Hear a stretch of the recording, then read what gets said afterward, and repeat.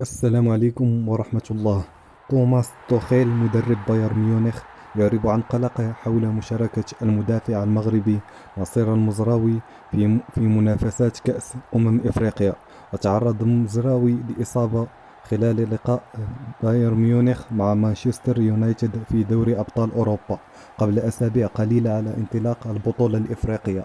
وقال توماس توخيل في مؤتمر صحفي: سيتعين علينا أن ننتظر ونرى ما إذا كان نصير المزراوي سيتمكن من المشاركة في كأس إفريقيا بسبب إصابته.